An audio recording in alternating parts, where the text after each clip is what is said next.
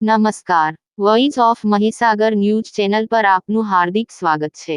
નમો નવ મતદાતાઓ લગ્નની હલ્દી પોશાક માંગ લોકલાડીલા માનનીય વડાપ્રધાન નરેન્દ્ર મોદીજીના મનની વાતને મનથી સાંભળી રહ્યા છે.